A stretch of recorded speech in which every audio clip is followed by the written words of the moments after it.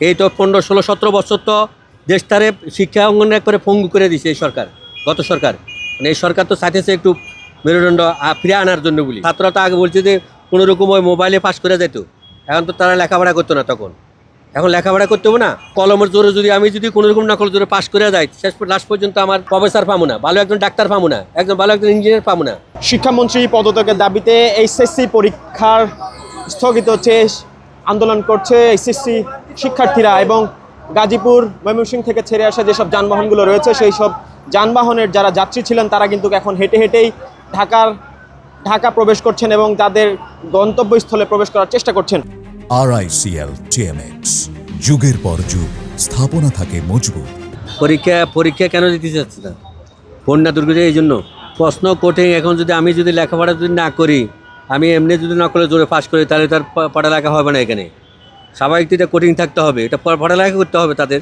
পড়ালেখা না করলে তো তারা এগুলো পরীক্ষা পাস করে দেয়, আমি একটা ভালো একটা চাকরি পাবো না, একটা ভালো একটা ডাক্তার পাবো না, তখন কি করব? এই তো 15, 16, 17 বছর তো দেশটারে শিক্ষা অঙ্গন একবারে পঙ্গু করে দিছে এই সরকার, গত সরকার। মানে এই সরকার তো চাইতেছে একটু মেরুদণ্ড ফিরে আনার জন্য বলি। এখন যদি ছাত্ররা তো আগে বলছে যে কোনো রকম ওই মোবাইলে পাস করে যেত, এখন তো তারা লেখাপড়া করতো না তখন।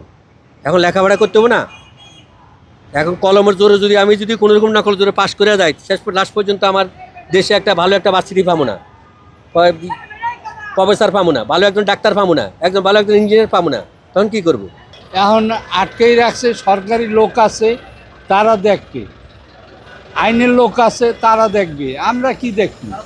না পারলে তো নাই, এরকম দেশ এইভাবেই চলতে থাকবে। তারা বলতেছে যে আসলে শিক্ষামন্ত্রী পদত্যাগ চায়, তারপরে প্রশ্ন কঠিন হয়েছে, এসব দাবিতে সড়ক বন্ধ করে রেখেছে। এটা হইলে উপরের সাবজেক্ট, আমাদের কিছু না।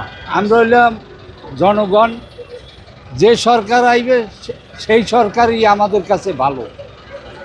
এই যে ভোগান্তি, এটা তো করতেই আছি, এত আজ নতুন না। এই হরতাল, ভাঙচুর, মারামারি, পিটাপিটি এত শুরু থেকেই, এত আজ নতুন না।